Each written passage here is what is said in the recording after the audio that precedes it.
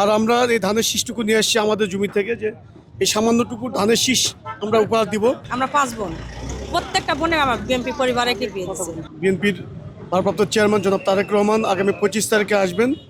ঠিক এই উদ্দেশ্যে আমার 2 বাচ্চা সহ আমাকে বলছে, বাবা কবে আঙ্কেল আসবে, আমরা আঙ্কেলের সাথে সাক্ষাৎ করবো। ঠিক সাক্ষাতের উদ্দেশ্যে আর আমরা এই ধানের শীষটুকু নিয়ে এসেছি আমাদের জমি থেকে, যে এই সামান্যটুকু ধানের শীষ আমরা উপহার দিব। এই লক্ষ্যে এখানে এসে আমরা এখানে অবস্থান নিয়েছি। হয়তো অনেকের কাছে খারাপ মনে হতে পারে, আমাদের কাছেও হইতে পারে, কিন্তু আসলে আমাদের মুখ্য বিষয় আমার শ্রদ্ধা নেতার সঙ্গে সাক্ষাৎ করবে, এটা মুখ্য বিষয় ছিল। এখানে এসছি এই জন্যই যে আমরা তারেক রহমানের সঙ্গে দেখা করব। আমার এই ছোট ছোট বাচ্চা নিয়ে আমরা এত দিন ধরে একটা বন্দি অবস্থায় ছিলাম, এখন লিডার আসছে শুনে আমাদের খুব ভালো লাগতেছে। এই জন্য ওনার প্রতি আমাদের ভালোবাসা আর এই ধানের শীষটুকু দেওয়ার জন্য আমরা এখানে আসছি। ছোট ছোট বাচ্চা নিয়ে আগে এখানে অবস্থান করছি, যদি জায়গা না পাই। আচ্ছা, তারেক রহমানের প্রতি কেন এত ভালোবাসা? তারেক রহমানকে আমরা আগে থেকেই ভালোবাসি।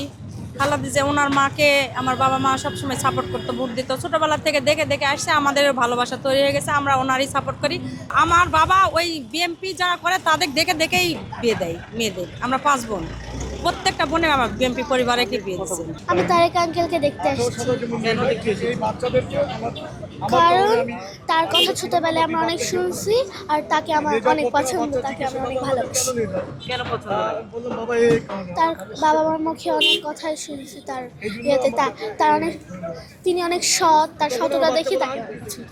আমি বড় হয়ে ডিসি হতে চাই, আর আমি হচ্ছে বিএনপি করতে চাই, বিএনপি একটা বড় নেত্রী হতে চাই। আমি তারেক আঙ্কেলের সাথে দেখা করতে আসছি।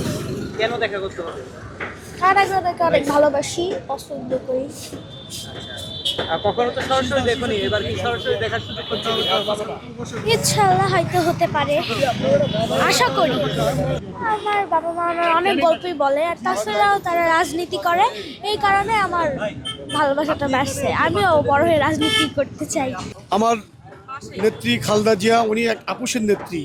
এই 18 কোটি মানুষকে ছেড়ে আমার আমার মা খালেদা জিয়া কখনো হাসিনা এবং অবৈধ শেখ হাসিনা, স্বৈরাচার এরশাদ বিরোধী আন্দোলনে বহু টোপ দিয়েছিল আমার নেত্রীকে, আমার মাকে।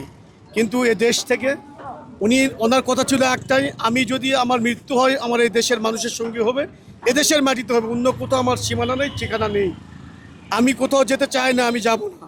অনেক লোভ লালসা দেখেও তাকে হচ্ছে এই দেশের জনগণের হাত থেকে সে ছেড়ে যায় নাই। ঠিক তেমনিভাবে আমরা এই যে ভালোবাসা, মানুষের প্রতি যে একটা ভালোবাসা, এই ভালোবাসার কারণেই আমরা মূলত এই বিএনপির রাজনীতি আসলে বেশি ভালোবাসি।